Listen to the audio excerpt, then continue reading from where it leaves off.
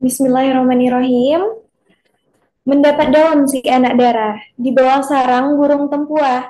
Salam santun pembuka bicara, selamat datang Bapak Ibu semuanya. Assalamualaikum warahmatullahi wabarakatuh. Alhamdulillahirabbil alamin, wassalatu wassalamu ala asrofil anbiya'i wal mursalin wa ala alihi wa ashabihi rasulillahi ajmain. Yang terhormat kepada pimpinan angkasa, Bapak Ibu, yang terhormat kepada narasumber kita pada pagi hari ini yaitu Bapak Dr. Insinyur BMAS Anaconda Bangkara MT MSM. Yang terhormat kepada Bapak Ibu peserta hadirin yang telah bergabung di Zoom meeting pada pagi hari ini. Selamat pagi dan selamat bergabung Bapak Ibu dalam acara webinar nasional penerbit Angkasa Media pada pagi hari ini tanggal 18 Februari 2025 dengan tema kita Interpersonal Skill at Work for dengan tema kita perkembangan teknologi dan teknologi komunikasi terkini, manfaat dan tantangannya. Kepada Bapak Ibu diharapkan untuk menghidupkan kameranya terlebih dahulu.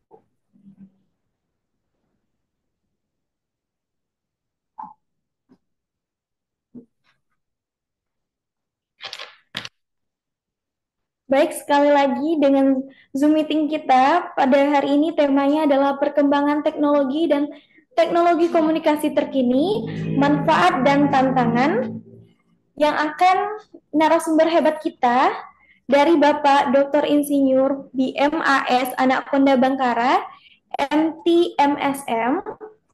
Saya membacakan profil singkat dari Bapak Anaconda Bangkara.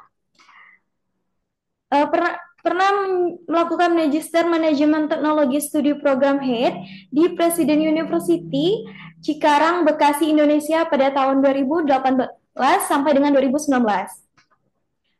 Juga ada Head of Learning and Innovation Bureau di Presiden University Cikarang, Bekasi, Indonesia tahun 2017 sampai dengan 2022.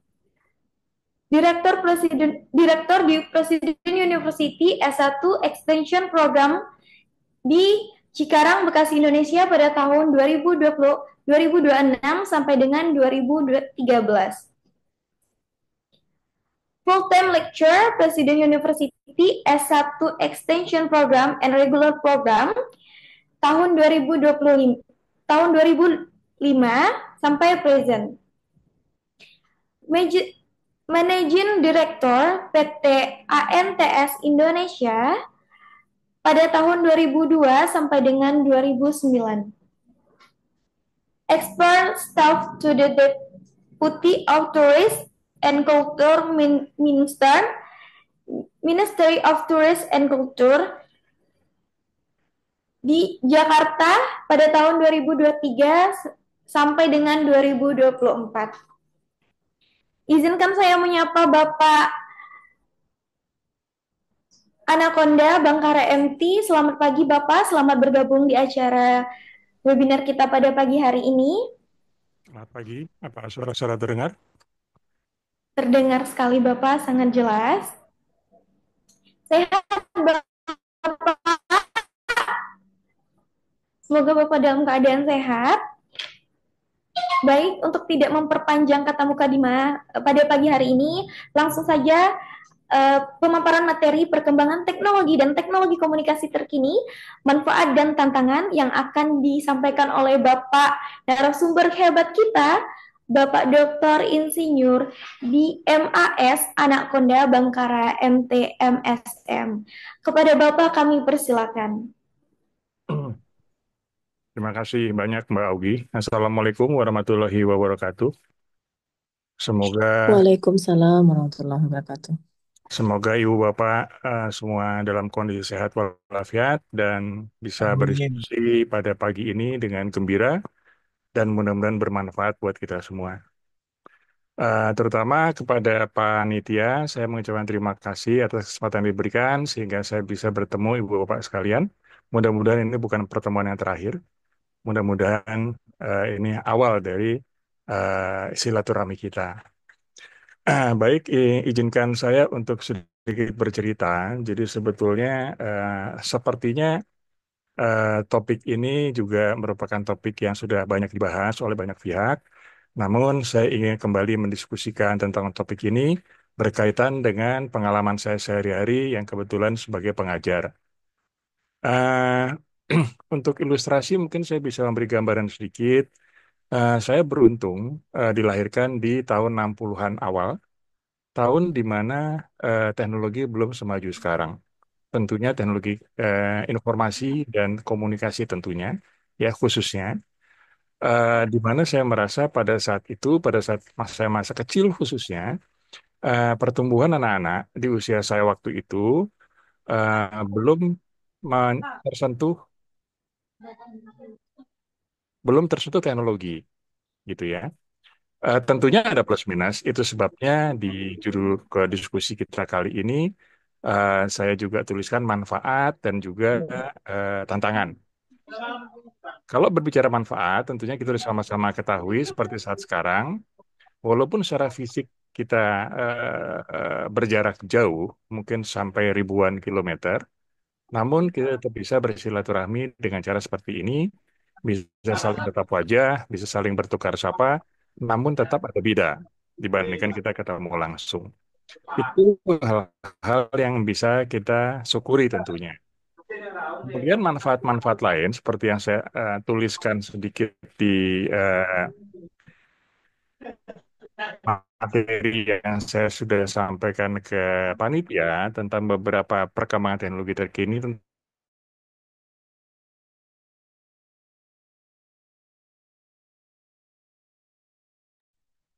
Halo, terdengar? Terdengar Bapak? Baik, makasih. Tadi kebetulan ada yang mute.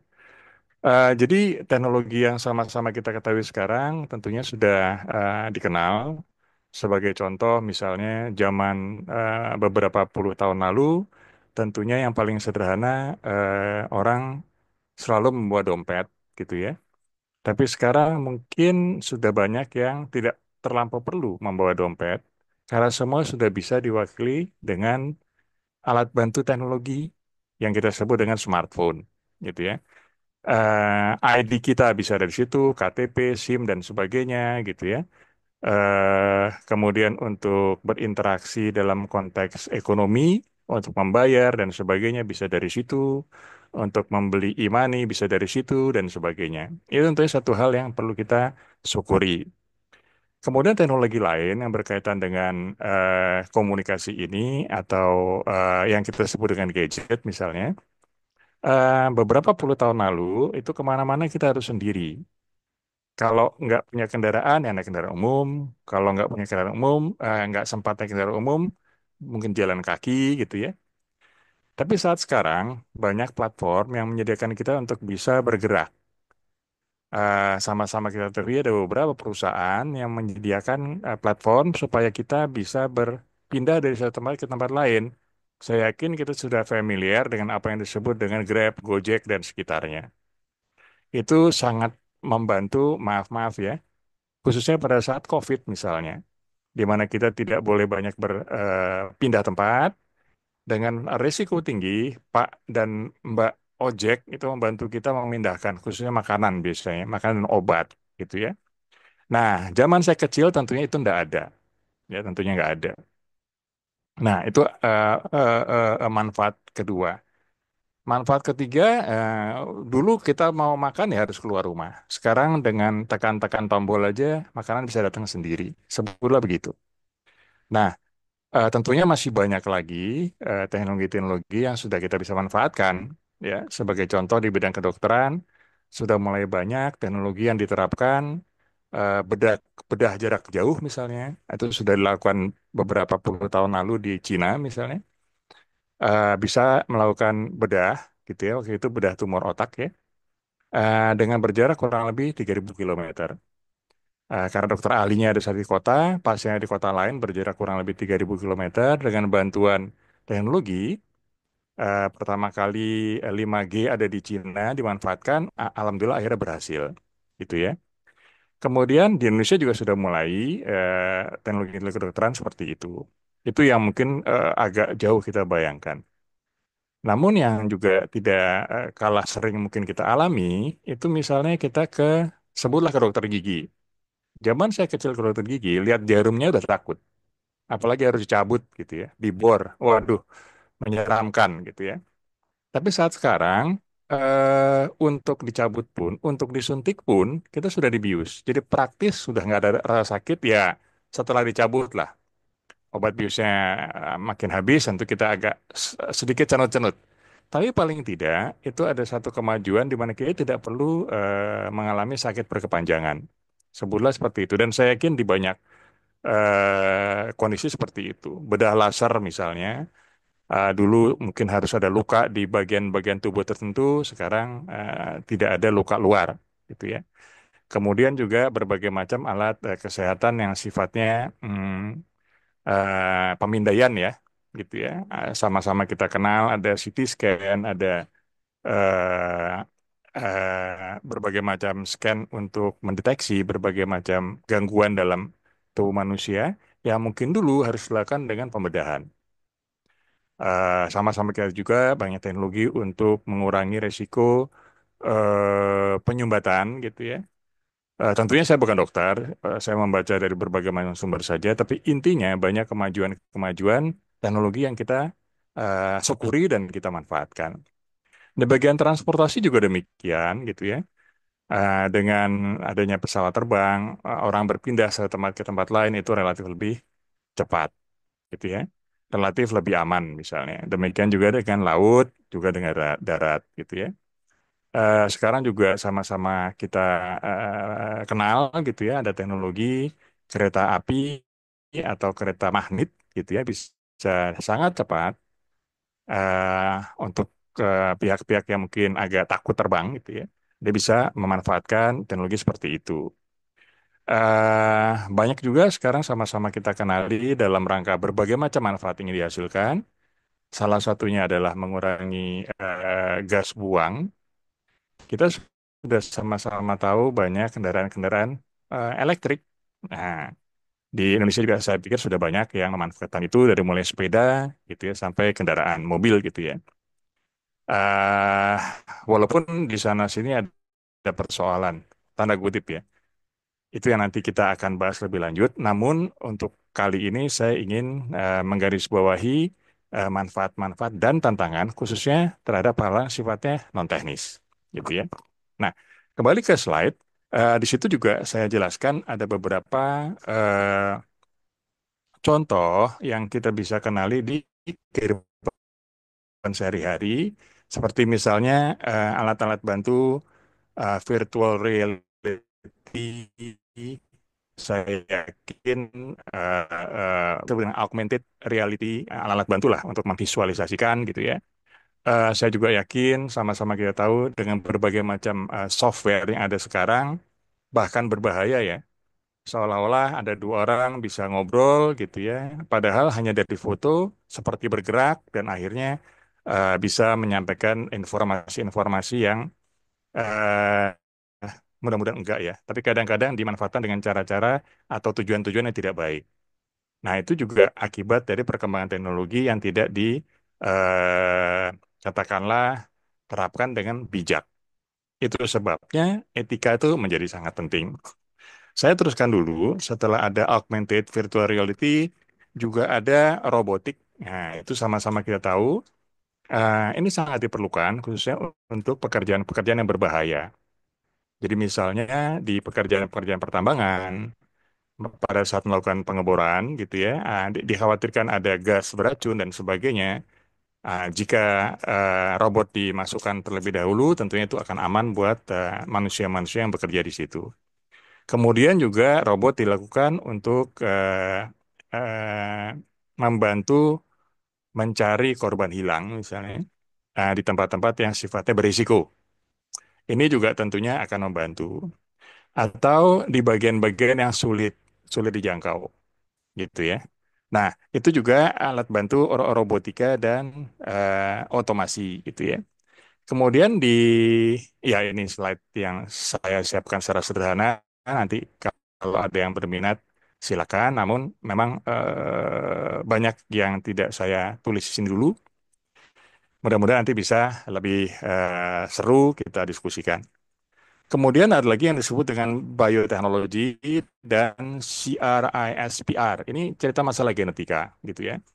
Bagaimana kembali sebutlah memperpanjang harapan hidup manusia dengan kualitas yang baik gitu ya.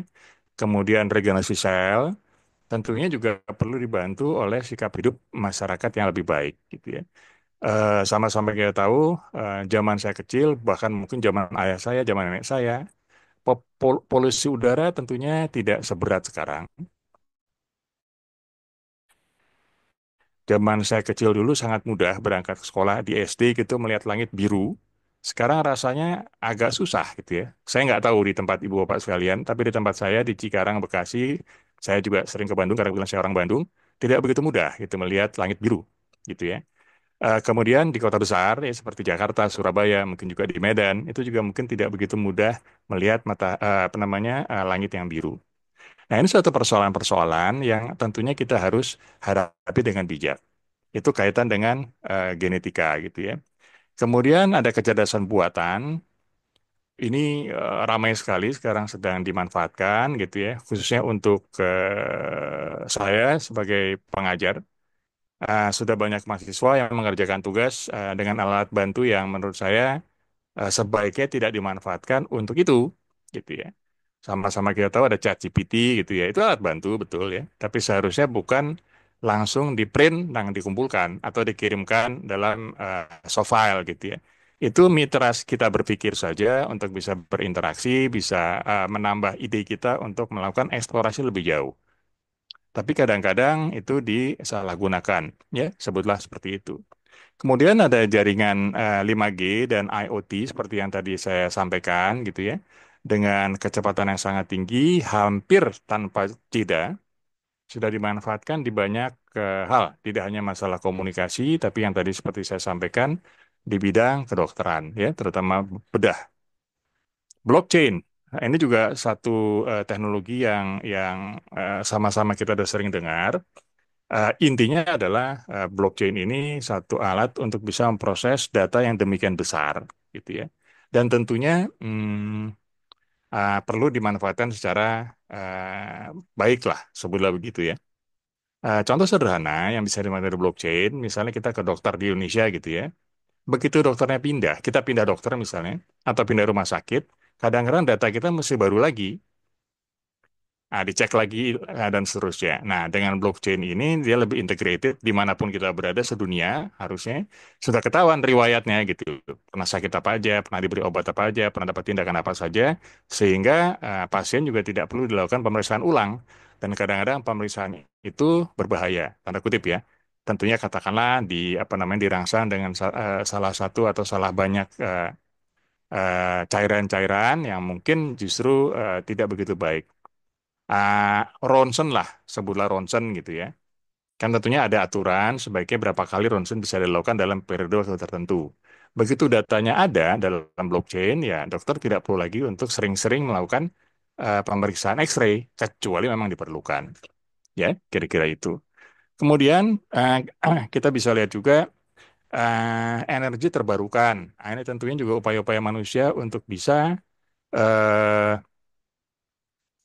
mendiami bumi yang semakin bersahabat gitu ya. Sama-sama kita tahu tadi saya sampaikan polusi makin banyak. Nanti mudah-mudahan ada waktu ya kita bisa bahas atau diskusi soal polusi yang sifatnya intangible ya, sifatnya intangible. Kaitan dengan teknologi informasi, kaitannya dengan alat bantu komunikasi yang seolah-olah tanpa saringan, tanda kutip gitu ya. Mudah-mudahan nanti masih ada waktu. Nah, di teknologi komunikasi sendiri kita sama-sama sudah kenali gitu ya. Ada yang disebut dengan yang seperti kita lakukan sekarang, video conference ya dengan berbagai macam alat. Dulu kayaknya masih sangat elit ya, hanya dikenal dan biasanya dilakukan oleh perusahaan-perusahaan besar yang disebut dengan Skype. Sama sebetulnya dengan Cisco Webex dan sebagainya, seperti kayak sekarang kita menggunakan Zoom, Google Meet. Teams dan seterusnya. Intinya adalah bagaimana melalui layar ini kita bisa berinteraksi, bisa berdiskusi, walaupun seperti tadi saya sampaikan, tentunya ada beda dibanding ketemu langsung, gitu ya. Kemudian ada lagi beberapa alat bantu chatbot misalnya. Ini juga sama-sama kita bisa tahu, gitu ya, sudah dikenal, sering didiskusikan anak-anak. Kemudian juga kita punya sistem komunikasi yang berbasis cloud, gitu ya. Saya yakin ibu bapak sekalian sudah sangat paham, terutama yang memiliki alat bantu dari maaf ya, saya harus sebut merek dagangan tertentu, misalnya Apple, gitu ya. Kemudian juga pengiriman data melalui laser ya. Nah, kita kemarin ini sangat familiar dengan WiFi, sekarang ada LiFi gitu dari laser gitu ya. Intinya adalah bagaimana apa namanya kita bisa melakukan teknologi dengan baik.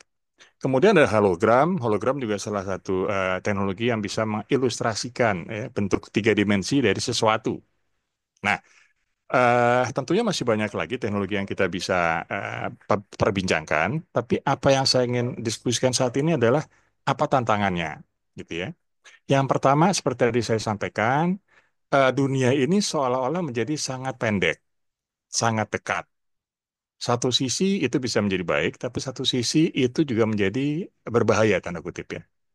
Nah, sebagai contoh yang tadi saya sampaikan, dengan adanya teknologi yang kita punya dan di genggaman kita, dengan kita punya smartphone atau apapun istilahnya, kita bisa tahu kejadian dimanapun di saat yang sama, praktis di saat yang sama, dan siapapun bisa upload. Jadi misalnya, maaf-maaf ya, ada berita katakanlah musibah gitu ya, entah katakanlah banjir bandang atau segala macam, dengan mudah teman-teman mengabadikan itu, kadang-kadang bahkan live ya, bisa disaksikan oleh siapa saja yang melihat siaran itu, tentunya diharapkan mendoakan dan mengirimkan bahan bantuan, gitu ya.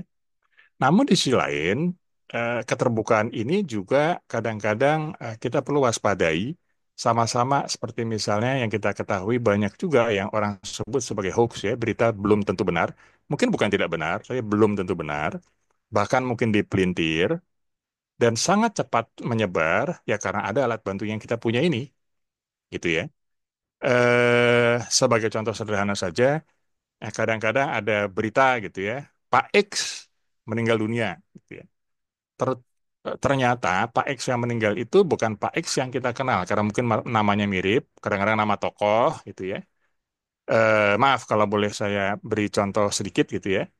Saya harus sebut nama. Kemarin ini ada beredar berita gitu ya, Pak Acil Bimbo wafat gitu ya. Tapi ternyata bukan Acil Bimbo yang meninggal, ada Bapak Acil lain yang meninggal. Nah, hal-hal semacam ini yang tentunya kita perlu dewasa menyikapinya. Nah, kenapa dewasa menjadi penting? Nanti saya akan coba ceritakan kaitan dengan apa yang di akhir slide ini saya sengaja memberikan gambar hubungan kita sama nenek lah ya, gitu. Nah, jadi tantangan-tantangan yang tadi saya sebut sebagai hampir tidak ada jarak antara satu dengan yang lain, dunia seolah-olah semakin pendek, kadang-kadang praktis semua instan gitu ya, yang sebetulnya tidak mungkin bisa instan. Sependek apapun waktu yang diperlukan, ada waktu yang diperlukan untuk melakukan suatu, gitu ya. Nah, sekarang kita kembali ke cerita eh, bagaimana kita bisa melihat atau menyikapi pergeseran teknologi yang kita kenali dan mudah-mudahan kita bisa sikapi dengan dewasa. Seperti tadi yang saya sampaikan bahwa sejak waktu masa kecil saya di Bandung di awal tahun 60-an, semua masih manual sebutlah ya. Hmm, Anak-anak selesai sekolah kelas 1, kelas 2 SD untuk bisa bermain itu pasti main di jalan kampung kita lah. Selesai tidur siang, salah satu yang mungkin menjengkelkan zaman kami anak-anak dulu disuruh tidur siang gitu ya. Sekarang pengen tidur siang nggak bisa karena berbagai macam tugas gitu ya. Nah, kita mulai panggil teman Amir, Tono dan sebagainya. Ini sama-sama kita ke jalan atau ke lapangan kecil dekat rumah gitu ya di kampung. Kita mulai main bola gitu ya. Artinya apa? Kita berinteraksi dengan manusia langsung. Kita kenal satu kampung, gitu ya. Kita kenal satu daerah. Kita tahu persis teman kita yang namanya Amir, orang tuanya namanya siapa, kerjanya di mana, kakaknya berapa, adanya berapa, kita tahu persis.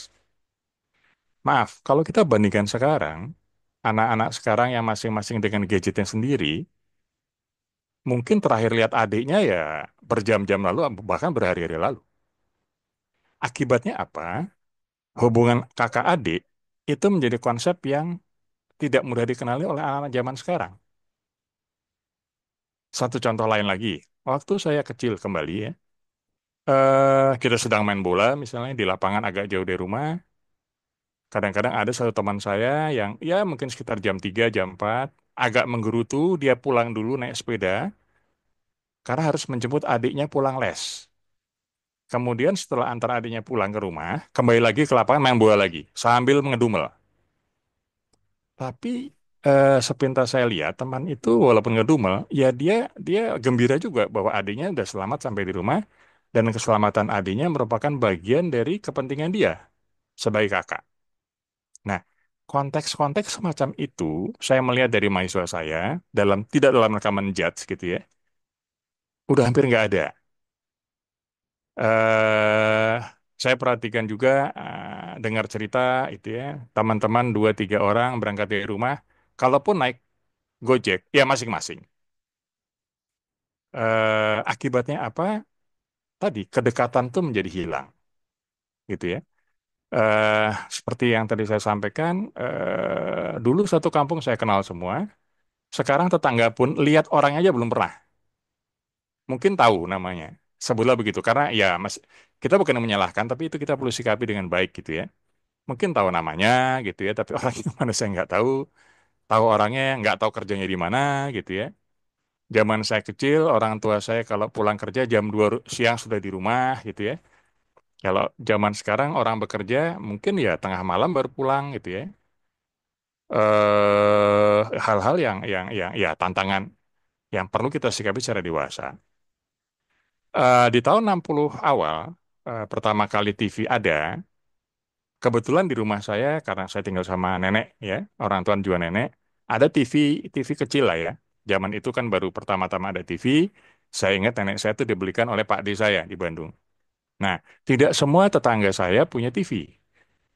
Dan waktu itu juga siarannya terbatas ya, cuma dari jam mungkin 6 sore ya, sampai jam 8, terus naik jadi jam 8, 9, naik jadi jam 10 gitu ya. Ya paling ramai pada saat malam minggu. Tapi apa yang terjadi? Anak-anak tetangga, teman-teman saya, itu nonton nonton TV di rumah saya. Sama kayak sekarang nobar kalau nonton bola. Tapi apa yang terjadi? Interaksi terjadi lagi. Kita tahu persis tetangga kita siapa yang sedang sakit misalnya. Siapa yang sedang ada musibah apa gitu ya. Yang sekarang mungkin tidak pernah terjadi. Zaman saya kecil itu sangat mudah untuk saya lihat misalnya ada tante depan rumah datang ketemu eyang saya sebutnya eyang ya nenek saya, pinjam gula karena kebetulan gulanya habis buat masak atau pinjam garam. Judulnya pinjam, ya judulnya pinjam. Tapi saya yakin tidak akan dikembalikan. Ya masa pinjam garam cuma 2 sendok terus dikembalikan, sebutlah begitu. Tapi yang saya lihat adalah tidak ada kesungkanan dari dua belah pihak, baik tante depan rumah maupun nenek saya untuk berinteraksi seperti itu. Saya kok yakin, walaupun saya belum pernah menjadi saksi sendiri ya, sekarang kalau kita kehabisan gula, ya pergi ke warung terdekat. Atau bahkan GoFood atau GoSend atau Go apapun. Artinya apa? Ya akhirnya dengan tetangga pun jauh. Padahal salah satu harta Indonesia adalah tetangga itu saudara paling dekat. Kalau kita kenapa-napa, itu kan tetangga dulu yang bantuin, sebutlah begitu. Nah, gara-gara teknologi, saya nggak bilang teknologi tidak diperlukan, tapi tanpa sadar menghambat hal-hal seperti ini. Saya perhatikan lagi di teman-teman mahasiswa gitu ya. Salah satu ulang tahun misalnya kan, terus kemudian biasanya di WhatsApp grup mereka langsung, wah selamat ulang tahun Tini, sebutlah namanya Tini, WYATB, terus kemudian ada berbagai macam balon-balon, ada apa namanya, gambar-gambar permen, cake dan sebagainya. Dan sangat boleh jadi yang mengirimkan pesan tahu Mbak Tini ulang tahun ya kebetulan karena lihat WAG. Dia tidak hafal. Nah, apa yang saya ingin ceritakan? Kalau zaman saya dulu, kembali, saya bukan yang membandingkan, tapi bagaimana kita mempelajari yang baik dari dulu untuk bisa diterapkan sekarang itu ya. Kalau ada teman yang ulang tahun, misalnya ada teman saya akan ulang tahun tanggal 22 Februari, 4 hari dari sekarang misalnya. Mungkin dari sekarang saya udah akan pergi ke toko buku untuk mencari kartu ulang tahun. Kalau saya berangkat ke toko buku mencari kartu ulang tahun, sebutlah di Gramedia, saya akan mencoba mencari gambar yang kira-kira berkorelasi dengan teman itu. Jadi kalau misalnya teman saya yang berulang tahun hobinya basket misalnya, ya mungkin saya cari gambar-gambar yang berkaitan dengan basket. Kalau teman saya misalnya hobinya adalah musik, main gitar misalnya, saya akan mencari kartu yang gambar-gambar bermain gitar. Artinya apa? Ada investasi waktu di situ. Setelah kartu diperoleh, saya masih harus menulis sedikit. Selamat ulang tahun kah, tanggalnya kah, dan mungkin saya tanda tangan. Sebutlah begitu. Selesai kartu ulang tahun saya tanda tangan, saya masukkan amplop. Kemudian saya harus cari perangko. Mungkin saya akan ke kantor pos atau ke warung yang menjual perangko. Mungkin sangat boleh jadi anak-anak sekarang nggak tahu perangko itu apa. Apalagi lihat di surat gitu ya. Itu juga mungkin nggak ada sekarang. Nah, setelah saya tempel perangko, saya akan poskan. Poskan bisa di kantor pos atau bisa di bisurat. Kenapa saya harus lakukan sekarang? Karena saya berharap kartu itu akan tiba pada saat teman saya ulang tahun. Itu juga makan pertimbangan. Kalau misalnya saya poskan katakanlah dari Bandung, teman saya di Surabaya pakai pos biasa, bukan pos kilat. Mungkin 3 hari 4 hari nyampe. Oleh karenanya saya harus poskan tanggal 18 supaya tanggal 22 tiba.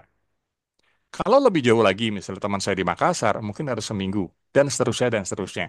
Tapi apa akibatnya? Eh, Interaksi kedekatan dengan teman itu menjadi makin kental karena investasi saya panjang hanya untuk menyampaikan ucapan selamat ulang tahun. Dan itu tidak terjadi sekarang.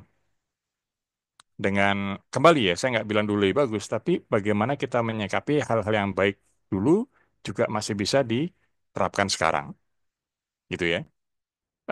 Banyak contoh-contoh lain kita bisa bisa pelajari.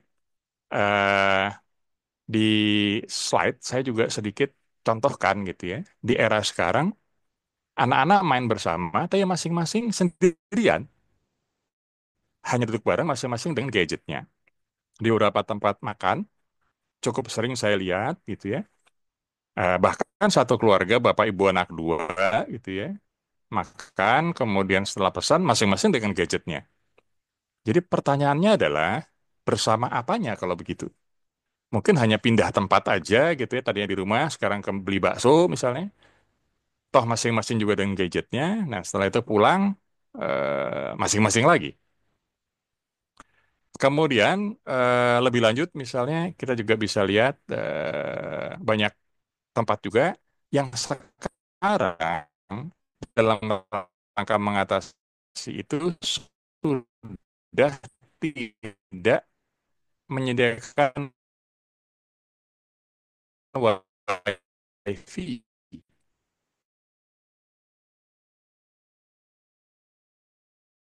dengan keluarga yang kita ingin temui.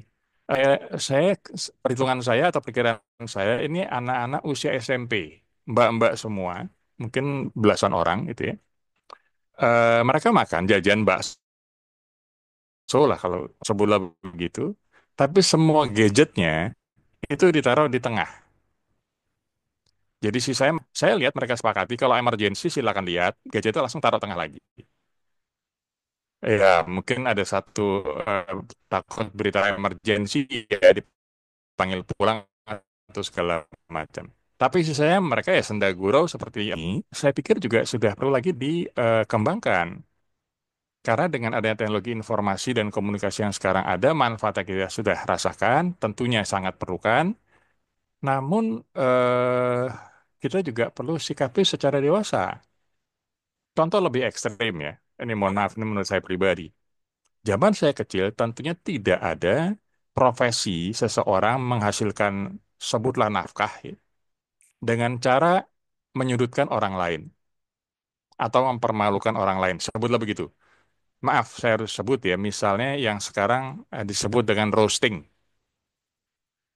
eh saya kok nggak habis pikir ya, ada orang yang berkarya, sebutlah begitu, kata yang berkarya, tapi dengan cara mempermalukan orang lain gitu ya. Bahkan orang yang dipermalukan jauh lebih tua dari yang bersangkutan gitu ya. Dan disambut, banyak yang nonton, banyak yang memuji. Saya pikir ini salah satu hal yang jauh sekali dengan budaya ketimuran Indonesia. Nah, hal-hal ini yang tentunya menurut saya mari sikapi dengan baik gitu ya. Tentunya kita senang dengan ada teknologi informasi komunikasi seperti yang sekarang, tapi mengapa jadi roasting yang berkembang? Stand up komedian misalnya, itu di Amerika juga ada gitu ya. Tapi jangan pernah lupa bahwa budaya kita dengan budaya Amerika sangat berbeda gitu ya. Contoh sederhana di banyak negara timur sebutlah, sorry negara barat, mungkin di Amerika, Eropa gitu ya, memanggil seorang dengan namanya langsung itu menunjukkan kedekatan gitu ya. Katakanlah tiba-tiba sekarang misalnya saya manggil Mbak Ogi gitu dengan Ogi aja, nah itu menunjukkan kedekatan. Tapi mungkin Mbak Ogi nggak apa-apa karena tahu saya jauh lebih tua. Tapi di Amerika sana tiba-tiba manggil John aja juga enteng-enteng ya walaupun tahu Johnnya lebih tua. Tapi coba Anda bayangkan kalau itu kejadian di Indonesia. Mbak Augi misalnya manggil pamannya dengan Amir aja. Wah, saya yakin dicoret dari keluarga itu. Sebelah begitu kan. Nah, hal-hal semacam ini tentu kita perlu sikapi karena saya yakin budaya kita bagus sekali. Itu yang perlu kita pertahankan. Dengan adanya teknologi informasi komunikasi, stand up comedian dan silakan ditiru, tapi tentunya perlu pagar yang jelas. Perlu pagar yang kokoh gitu ya. Ada yang hal yang tidak perlu kita lakukan sama seperti dulu waktu kita lihat, saya yakin mbak-mbak mas-mas juga pernah lihat ya atau pernah dengar adanya acara TV di Amerika yang diadopsi namanya Smackdown, gulat gaya bebas tuh loh gitu ya. eh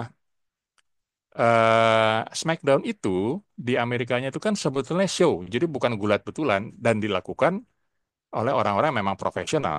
Jadi kalau bisa dilihat di YouTube ya, postur tubuhnya aja mereka sangat besar gitu ya. Matrasnya pun itu memang didesain untuk show, bukan bukan bukan bukan perkelahian bebas itu gitu ya.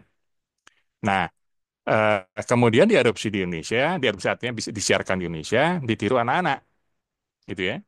Dan saya yakin Mbak Mama juga pernah dengar akhirnya dihentikan acara Smackdown itu karena ada anak yang maaf meninggal gara-gara dibanting kakaknya, nyontoh di Smackdown.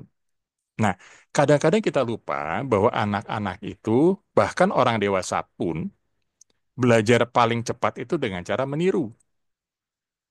Jadi kalau ada orang roasting dan berhasil ditiru, itu menjadi berbahaya. Tapi di sisi lain, kebebasan berpendapat memang juga perlu diberi saluran. Di situ letaknya kedewasaan diperlukan. Kemudian kita juga bisa lihat ada beberapa contoh lain. eh, Mudah-mudahan nggak terjadi lagi ya. Maksudnya tentunya baik, tapi malah menjadi tambahan kecemasan. Beberapa waktu yang lalu, amit-amit ya, mudah-mudahan tidak terjadi lagi, Indonesia diserang bom bunuh diri lah dan sebagainya. Nah, maksudnya baik. Salah dua warga merekam, terus kemudian diupload, dikirim ke beritanya ke keluarga dan sebagainya, ia menambah kecemasan.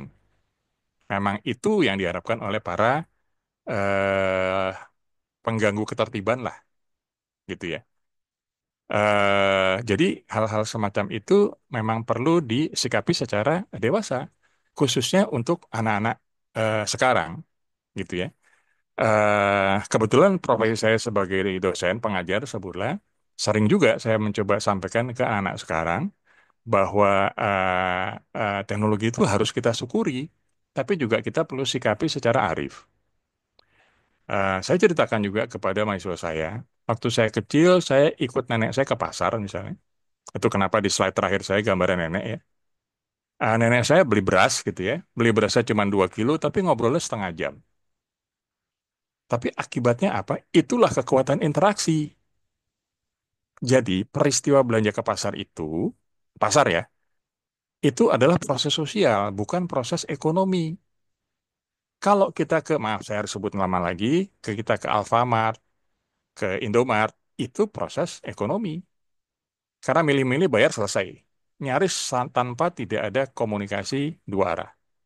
Nah, itu yang juga menjadi bahaya pada saat kita lihat ya, maaf ya, eh, pada saat mobil masuk Indonesia dan tidak ada satu mobil pun yang bisa membuka tangki bensin dari dalam, itu semua pengemudi mobil turun menemui Mas Mbak yang membantu mengisi bensin, paling tidak akan terjadi interaksi mau beli berapa liter dan sebagainya. Tapi sekarang saya perhatikan betul bertahun-tahun ya, nyaris tidak ada yang mau turun. Karena dengan teknologi semua orang bisa buka tangki dari dalam, bisa bayar pakai kartu. Dan kartu readernya itu bisa pakai wireless, jadi bisa dibawa masuk ke mobil, jadi orangnya tidak bergerak sama sekali. Mungkin sementara orang melihat itu praktis, tapi dari sisi lain kita juga bisa lihat bahwa kita perlu menghargai Mbak dan Mas yang membantu kita mengisi bensin. Secara jujur, saya pernah melakukan penelitian, bukan penelitian lah ya, pengamatan sederhana lah. Saya tanya kepada Mas dan Mbak pengisi bensin yang bantu kita isi bensin ya, Mbak, maaf gitu ya, eh, mana lebih sering orang beli bensin sekarang turun atau enggak? Beliau bilang, lebih banyak yang nggak turun, Pak. Oke. Saya tanya lagi, rasanya bagaimana, Mbak? Dan tidak satu orang ya, saya tanya. Beliau jawab kurang lebih begini, rasanya tidak seperti dianggap manusia. Dan itu real, gitu ya. Mbak, Mas pendengar ini, silakan coba. Silakan perhatikan di pom bensin, gitu ya. Padahal dari kecil kita diajari orang tua kita untuk santun, ringan untuk berterima kasih, gitu ya. Ringan meminta maaf, yang sekarang udah menjadi jarang. Saya tidak menyalahkan teknologi, tapi tadi dengan prinsip-prinsip yang makin cepat makin baik gitu ya. Jarak yang jauh menjadi dekat, yang dekat menjadi jauh. Saya yakin bahwa Bapak Ibu juga sudah sangat paham ya. Dengan adanya alat-alat teknologi informasi komunikasi, teman-teman luar kota kita bisa apa namanya kontak setiap saat gitu ya. Tapi yang satu rumah, mungkin kakak, mungkin adik menjadi jauh. Lihat pun terakhir mungkin di foto aja. Nah, bahkan sekarang ada orang mulai berpikir gitu ya. Ah, nanti Lebaran cari nggak macet aja deh, songkamnya nanti-nanti aja. Ya ini kembali ke masalah pilihan ya. Tapi menurut saya ada beberapa hal yang memang tidak bisa diwakili, gitu ya. Budaya kita pada saat hari raya gitu ya, untuk yang Muslim, bertemu orang tua, bertemu kakek nenek itu hal yang nggak tergantikan lah sebutlah ya. Dan nggak bisa juga gitu ya, hari kedua aja deh. Kok bukan gitu ya. Itu sebabnya sampai tahun-tahun lalu kadang-kadang naik motor pun luar kota dijalani dalam rangka setelah salat Id bisa ketemu orang-orang tua kita. Ya, kurang lebih seperti itu. Apakah bisa ditukar dengan Zoom, dengan Google Meet? Mungkin untuk emergensi bisa. Tapi kita akan rasakan ada beda sungkem fisik langsung dengan lewat Zoom itu akan beda. Nah, hal-hal ini yang menurut saya perlu kita sikapi khususnya berbasis kultur. Karena betapapun yang namanya teknologi itu kita perlukan, tapi perlu penyesuaian. Tidak berbeda sederhananya dengan begini. Kalau Mas lihat, kita pernah di Indonesia ini tidak ada McDonald dan sekarang ada McDonald dan sah-sah saja, bagus-bagus saja. Maaf, saya harus sebut merek ya sebagai contoh. Kemudian kalau Mbak Mas tahu, McDonald itu kan berasal bukan dari Indonesia.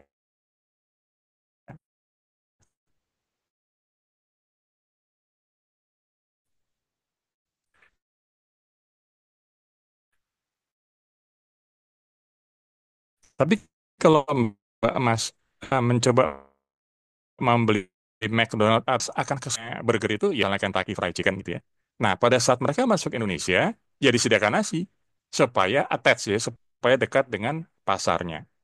Karena orang Indonesia mereka pelajari kalau belum makan nasi, ya di sebagian besar wilayah Indonesia ya, mungkin tidak semua Indonesia, tapi di sebagian besar wilayah Indonesia belum makan nasi ya belum makan. Udah makan nasi belum? Belum. tapi sudah makan lontong, udah makan lemper, udah makan bapau gitu ya, udah makan nasi belum. Bahkan kadang-kadang kita makan nasi lauknya bihun gitu ya, yang karbohidrat juga, tapi nggak apa-apa lah. Ya itu masalah budaya yang perlu kita eh hadapi gitu ya. Baik, ini mungkin sudah lebih dari setengah jam. Saya akhiri dulu presentasi, bukan presentasi lah ya, berbagi cerita. Nanti kalau ada yang masih ada waktu, mungkin kalau boleh saya minta izin untuk cerita nenek tadi, ya. Nenek saya itu apa? Itu sebabnya saya di slide terakhir saya gambarkan nenek gitu ya. Bagaimana beliau mencoba membekali saya di saat itu, di saat awal-awal saya muda di tahun 60 awal gitu ya. Nah ini bagaimana nenek mengajari secara tidak langsung yang sekarang nyaris hampir tidak ada. Namun saya kembalikan dulu ke Mbak Ogi, mungkin ada pertanyaan kita diskusikan. Kalau nanti kalau ada waktu saya bisa ceritakan. Ada tulisan saya juga di apa namanya Instagram gitu ya. Belajar dari Nenek judulnya. Nanti kalau kalau ada yang berkenan bisa saya sampaikan ke Mbak Ogi kalau ada yang mau lihat-lihat gitu ya. Oke, terima kasih Bapak sekalian. Saya kembalikan dulu ke Mbak Ogi. Mungkin kita bisa diskusi. Makasih. Terima kasih Bapak. Terima kasih Bapak atas penyampaian materi yang sangat informatif. Selanjutnya kita memasuki pada sesi tanya jawab. Kepada Bapak Ibu yang ingin bertanya, mohon untuk menggunakan fitur raise hand-nya dan mengaktifkan kameranya.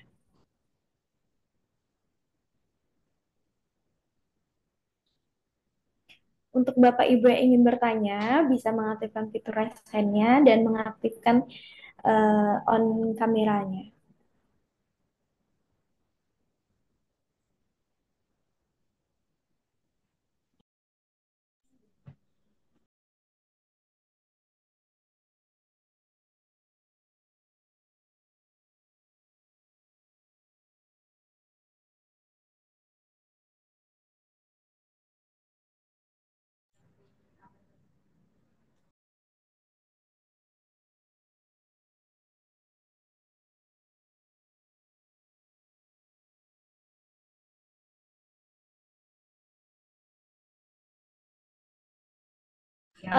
Apakah ada yang ingin bertanya? Kalau tidak ada, kita akan mengambil pada room chat.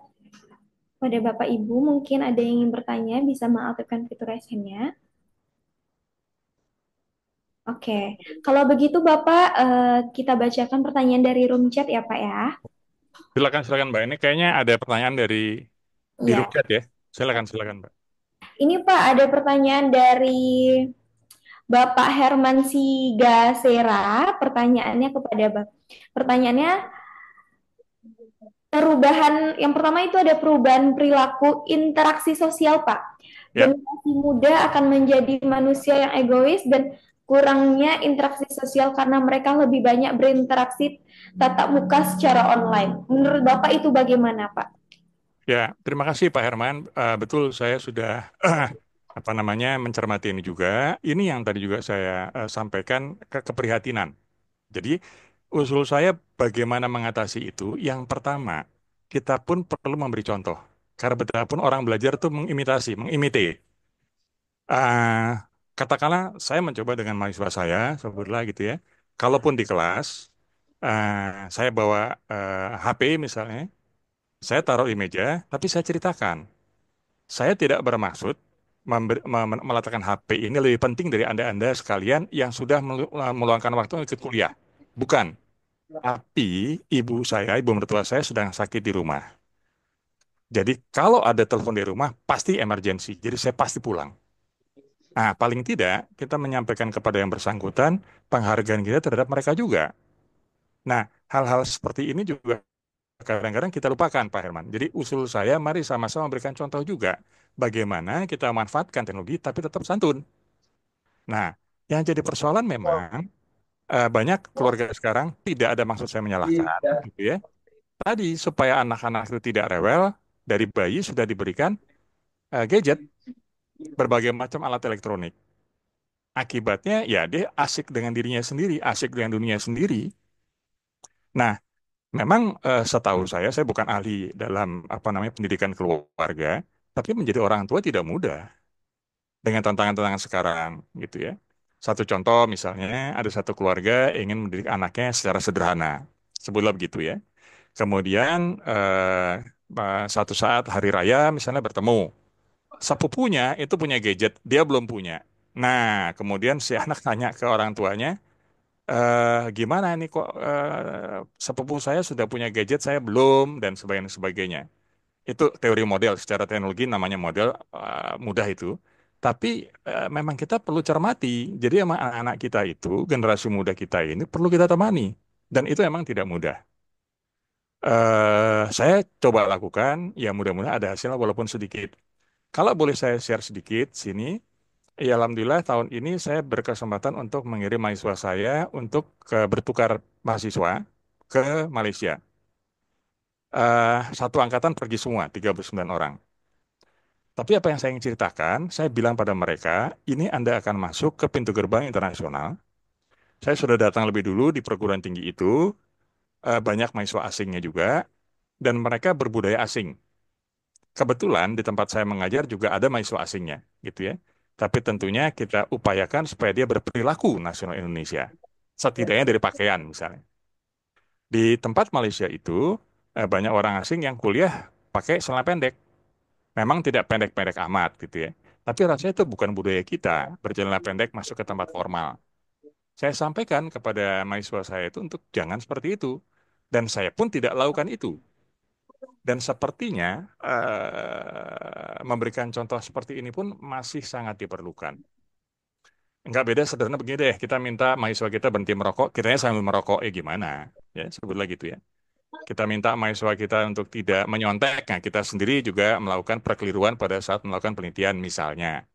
Nah, ini hal-hal yang memang jadi tantangan real, Pak Herman, dan saya setuju sekali dengan eh keprihatinan Bapak. Kita perlu perlu menyikapi, tapi setidaknya kita berikan contoh di lingkungan kita paling dekat, di keluarga, di tempat kerja. Mudah-mudahan kita bisa memberikan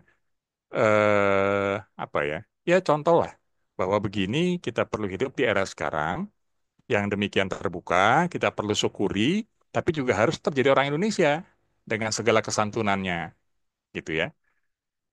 Saya teruskan dulu mencoba merespon Pak Herman ya. Terima kasih Pak Safarudin sebentar ya. Kecanduan teknologi, betul. Nah, ini juga satu hal yang kita perlu cermati. Karena apa? Supaya bergantung semua game yang ada di gadget itu tidak akan ada finishnya. Selalu ada step lebih tinggi lagi, step lebih tinggi lagi, step lebih tinggi lagi. Itu memang cara mereka supaya pengguna itu akan terus memanfaatkan alat-alat itu. Sedangkan di kegiatan yang real itu kan ada finishnya. Kita misalnya main tenis, begitu 6 game, selesai. Main badminton, begitu 25 selesai, habis gitu ya. Main volley, begitu 25 habis. Main sepak bola, 2 kali 45 menit, selesai. Tapi kalau main gadget, sepanjang masih ada pulsa, masih ada listrik, tidak akan selesai. Ini bahaya-bahaya juga yang perlu diingatkan ke adik-adik anak-anak kita ini. Dampak kesehatan pun udah jelas, banyak yang gangguan gangguan jiwa bahkan ya. Saya yakin Bapak Ibu juga pernah dengar ya, teman-teman yang gangguan jiwa. Sedikit cerita. Saya kebetulan sampai sekarang masih aktif tenis, gitu ya. Saya ada kenal pelatih tenis di Cikarang sini, yang pasien muridnya lah, bukan pasien. Itu dua anak kakak adik yang tadi gadget holic gitu ya. Jadi orang tua memaksakan supaya dia aktif fisik gitu ya, tidak hanya bicara masalah gadget. Dan itu susah sekali. Saya lihat gitu ya, dua anak ini padahal dari keluarga yang saya yakin secara ekonomi mampu gitu ya, sehat secara fisik, tapi dari cara pandang matanya untuk melihat aktivitas fisik itu udah kelihatan tidak ada selera gitu. Matanya sayu gitu, itu begitu pegang gadget tuh udah apa hidup lagi seperti ikan ketemu air. Kurang lebih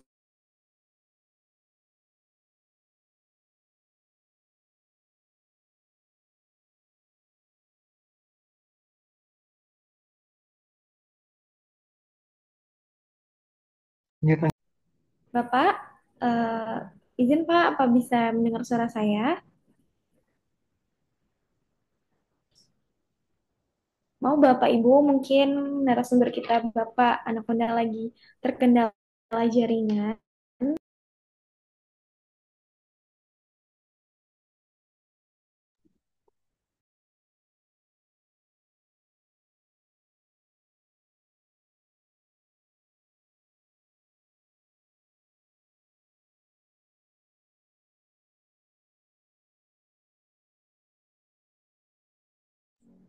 Mohon tunggu sebentar Bapak Ibu, mungkin Bapak moderator kita terkendala jaringan. Bapak apakah bisa mendengar suara saya, Pak? Bisa Mbak, terdengarkah suara saya? Dengar, boleh Pak dilanjutkan. Maaf, mungkin tadi gangguan sinyal. Ini juga satu contoh teknologi ya. Kita aja yang di kota besar gitu ya, begini gimana teman-teman kita yang jaringannya tidak sebaik kita. Bagaimana akan bicara dulu, saya pernah juga pertama kali COVID ngajar, ada mahasiswa di Timor Leste, ada yang di Papua, itu setengah mati. Tapi kembali ke yang tadi, terima kasih pertanyaannya. Nah, betul, jadi secara sosial pun juga kita perlu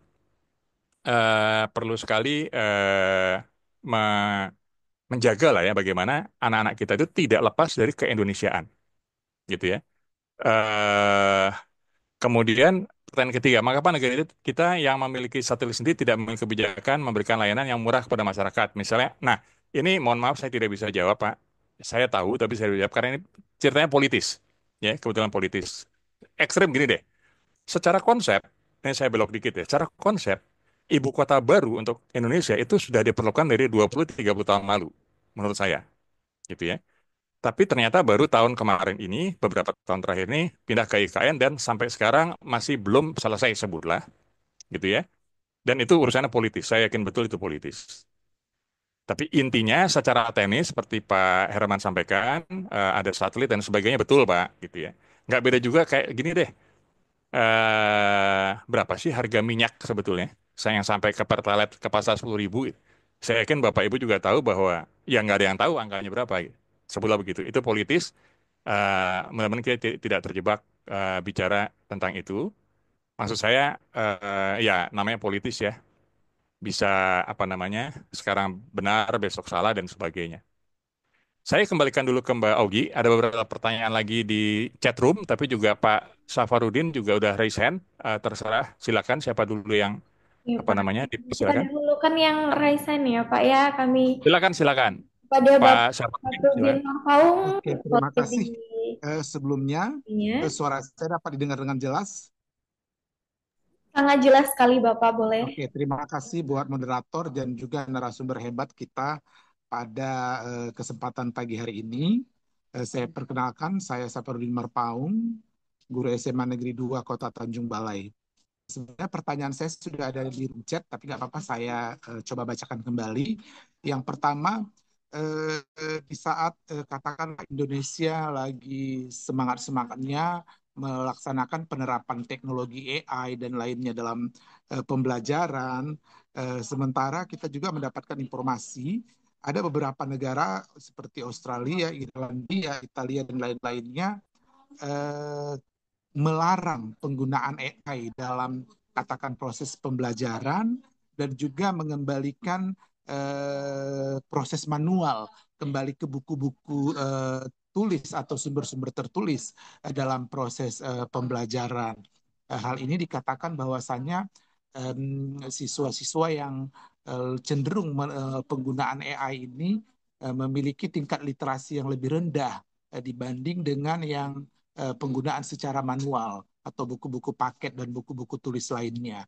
Bagaimana kita menyikapi permasalahan tersebut, itu yang pertama. Yang kedua, pertanyaannya masih berhubungan juga, nah bagaimana perkembangan teknologi yang terkini ini, kecerdasan buatan ini, dan juga IoT ini kita optimal dalam dunia pendidikan, dalam proses pembelajaran, peningkatan literasi sekolah, apakah penggunaan ChatGPT, Gemini tetap diperkenalkan kepada siswa dan bagaimana teknik memperkenalkannya agar mereka tidak salah menggunakannya dalam proses pembelajaran. Yang terakhir, selain besar manfaat yang ditawarkan oleh teknologi komunikasi modern ini, kita juga banyak menemukan tantangan seperti hoax, misinformasi, dan ketergantungan digital yang dialami oleh siswa atau generasi muda saat sekarang. Nah, bagaimana strategi kita sebagai pendidik dan juga siswa untuk memanfaatkan teknologi ini secara bijak tanpa terjebak dalam dampak negatifnya yang tanpa kita sengaja sudah memengaruhi proses kehidupan kita. Terima kasih. Baik, terima kasih untuk Bapak Safrudin Marpaung. Boleh langsung dijawab kepada moderator hebat kita, kepada Bapak. Dipersilakan untuk menjawab pertanyaan dari Bapak Safrudin Marpaung. Makasih Mbak Ogi. Makasih Pak Safarudin, pertanyaan bagus sekali. Jadi kalau boleh saya menyampaikan pendapat. Yang pertama, betul banyak negara sekarang udah melarang remaja untuk berinteraksi berlama-lama dengan gadget. Di Jepang itu sudah agak lama kembali ke dulu Pak. Jadi dulu anak-anak itu katakanlah studi tour yang di Jawa Barat dilarang ini, eh pergi naik kereta menunggu mereka gadget. Sejak 2021 kalau nggak setelah COVID selesai, memaran COVID, Jepang itu kembali ke dulu. Jadi anak-anak SD itu kalau pergi yang dibawa buku, tidak lagi gadget. Dan akhirnya mereka berbagi baca buku, satu buku dibaca dua orang, kedekatan kembali natural seperti dulu. Dan saya sempat baca ulasan mereka, ya memang interaksi manusia itu tidak bisa diwakili oleh benda apapun termasuk teknologi. Jadi teknologi dimanfaatkan pada porsinya. Teknologi kita perlukan, tapi jangan mengganggu interaksi antar manusianya. Apalagi kita yang punya keluhuran keluhuran budaya ya. Sama seperti Pak Marpaung di Tanjung Balai atau di Karimun ya Pak. Nah, di Sumatera Utara itu setahu saya acara-acara ritual itu kan panjang sekali dan punya makna. Nah, ini kan nggak bisa dipersingkat. Ada orang mau menikah, maaf, ada yang meninggal, itu kan prosesinya panjang. Dan itu bukan tanpa makna. Semua ada pesan-pesan moral, gitu ya. Saya juga baru relatif baru lah, beberapa tahun lalu, baru baru tahu gitu ya. Mungkin juga belum banyak yang tahu. Bapak Ibu tentunya tahu masakan rendang, gitu ya, dari Sumatera Barat. Nah, saya sempat tanya mahasiswa saya gitu ya.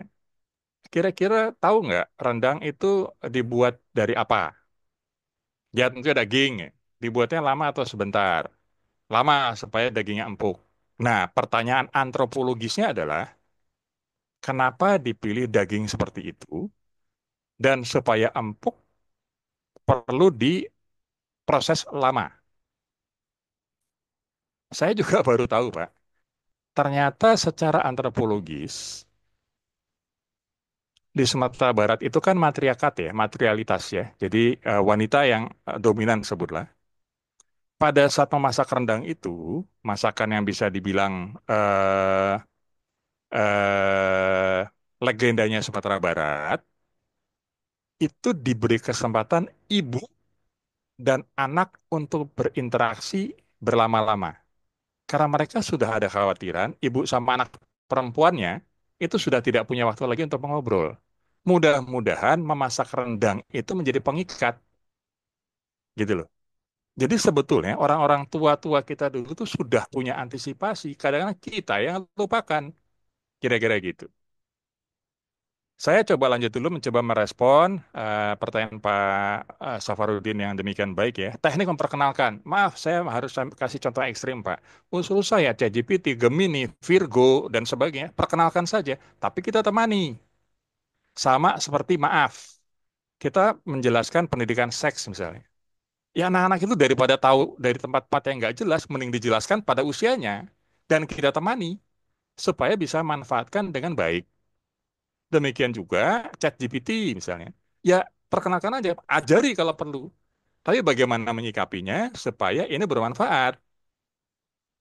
Nah, kadang-kadang kita itu merasa tidak cukup waktu, memang sulit gitu. Contoh sederhana, saya yakin Pak Safarudin juga punya pengalaman mirip-mirip saya. Zaman kita kecil, Pak, kalau kita berkelahi di sekolah, apa kita akan lapor orang tua kita? Enggak lah. Lapor orang tua kita malah ditempeleng kan, katakan gitu kan ya. Nah kalau sekarang kita berkelahi di sekolah, bapaknya datang bawa pengacara. Lah ini kan sudah terjadi pergeseran. Nah hal-hal seperti ini yang mari kita kembalikan gitu ya, bahwa dulu juga berkelahi gitu kan, ya besoknya juga langsung main bola lagi sama-sama, uang itu cuman ya anak-anak lah.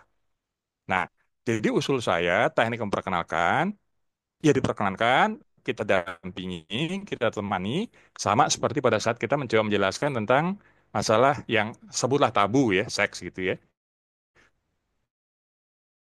Tapi tentunya kita perlu temani supaya malah tidak pada saat saya mencoba minta anak-anak saya tidak bercelana pendek pada saat kuliah. Sama juga maaf-maaf ya, saya mencoba menceritakan apa namanya ke anak-anak mahasiswa saya misalnya, mengapa maaf ya sebagai contoh, mengapa salah satu kata makian di Indonesia, maaf ya, itu anjing. Padahal anjing itu adalah salah satu binatang yang sangat membantu manusia. Dia penjaga, dia membantu banyak anjing yang sudah bisa memandu orang tidak bisa lihat gitu ya. Terus kemudian anjing yang mencari korban kecelakaan gitu ya. Anjing mencoba mencari barang-barang terlarang yang manfaatnya demikian. Bahkan di Jepang kalau nggak salah ada patung anjing ya, Hachiko itu yang sudah banyak dibaca riwayatnya, difilmkan. Tapi kenapa menjadi kata makian? Padahal ada binatang-binatang yang mungkin tidak sebaik anjing. Terlepas masalah salah benar, itu adalah proses kultur yang kita perlu kenali dan juga resapi. Nah, menjelaskan itu tentunya tidak mudah, sama persis pada saat kita juga mencoba menjelaskan ke anak kita misalnya, kenapa kita harus bersalaman dengan tangan kanan? Apa yang salah dengan tangan kiri? Tapi kan harus dijelaskan. Kebetulan kalau kita punya anak yang kidal, nah, dari soalnya memang kidal, ya bagaimana kita maju nggak ada yang salah dengan kiri kok. Yang tidak boleh itu kita tidak menghormati orang lain. Nah, kanan di Indonesia itu budaya dianggap lebih baik. Ya kita ikuti saja. Sama seperti misalnya kalau kita masuk ke daerah Jawa Tengah, caranya kulon wun.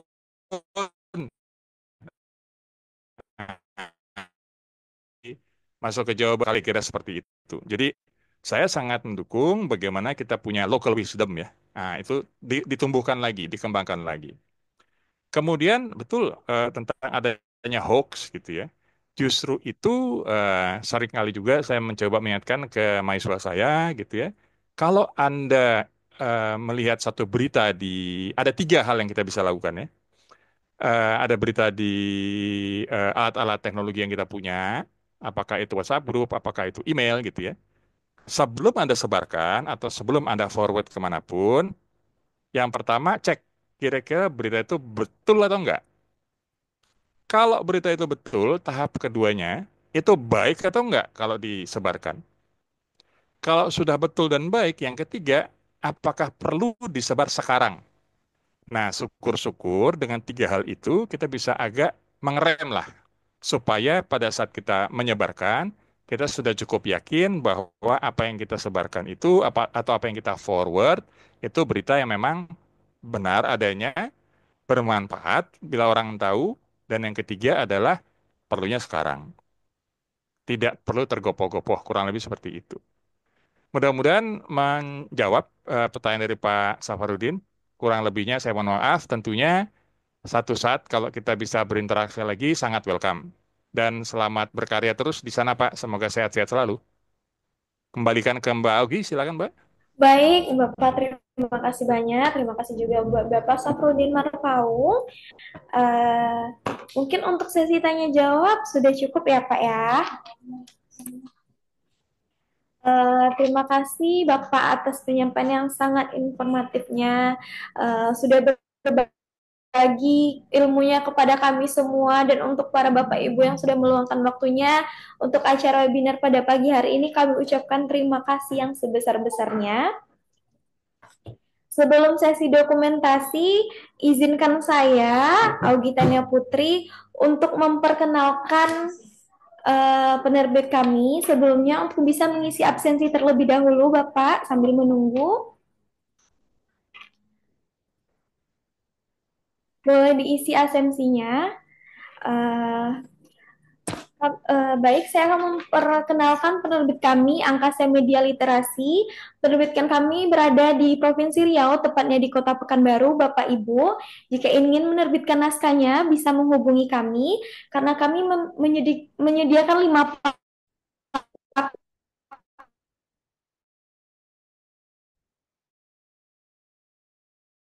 paket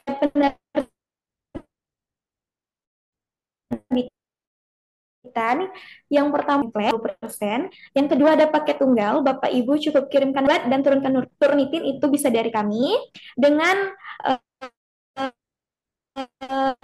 diisi dengan 3 penulis.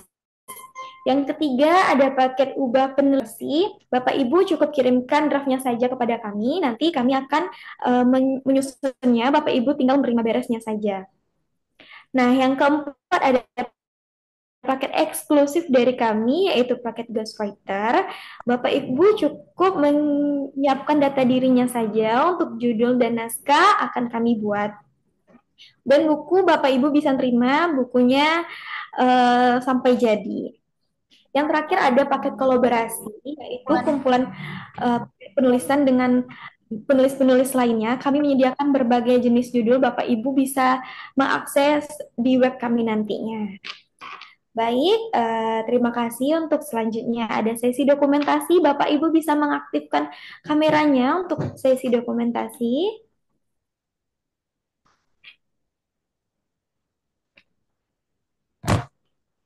Boleh, Bapak Ibu bisa diaktifkan kameranya dan melihat ke kamera. Udah, Mbak? Iya. Oke, 1, 2, 3.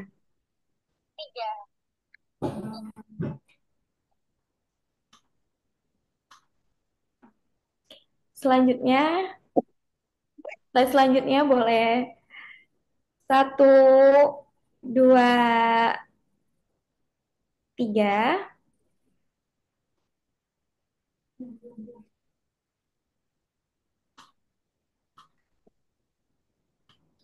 Satu, untuk slide selanjutnya.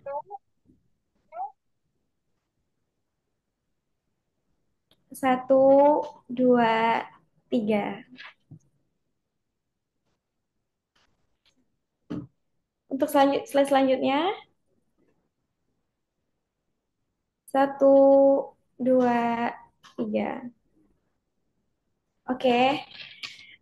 Terima kasih Bapak dan Ibu, kami ucapkan yang sebesar-besarnya telah meluangkan waktu pada pagi hari ini, terutama untuk Bapak narasumber kita. Semoga Bapak panjang umur, sehat selalu, agar bisa menyampaikan materi-materi yang luar biasanya pada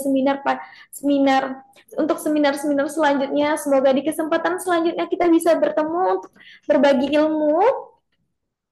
Dan terakhir untuk Bapak, kata-kata penutup dari Bapak pada webinar kali ini kepada Bapak. Kami persilakan. Terima kasih Mbak Ugi. Tentunya sebagai penutup, mudah-mudahan kembali ya, ini bukan pertemuan terakhir. Ada alamat kontak saya di teman-teman di Mbak Augi maupun Mbak Nurafika. Jika ada Ibu dan Bapak berkenan berinteraksi, silakan kita bertukar pikiran. Alhamdulillah kita masih diberi waktu oleh Allah Subhanahu Wa Taala. Marilah berkarya, marilah memberikan teladan yang baik untuk anak-anak kita dimanapun berada. Kira-kira itu kata-kata penutup saya. Sekali lagi terima kasih kesempatan yang diberikan. Semoga kita sehat selalu dan wassalamualaikum warahmatullahi wabarakatuh. Waalaikumsalam warahmatullahi wabarakatuh. Terima kasih Bapak dan Ibu. Untuk link asensi kami kirim di grup ya Bu, Pak. Di room chatnya bisa diakses. Saya ucapkan terima kasih. Lebih dan kurang saya mohon maaf. Wabillahi taufiq wal hidayah. Wassalamualaikum warahmatullahi wabarakatuh. Waalaikumsalam warahmatullahi Waalaikumsalam wabarakatuh. warahmatullahi wabarakatuh. Terima kasih. Terima kasih Bapak dan Ibu. Semoga dalam keadaan sehat selalu. Sukses selalu, Angkasa Ya. Media. Terima kasih Bapak. Terima kasih, Pak.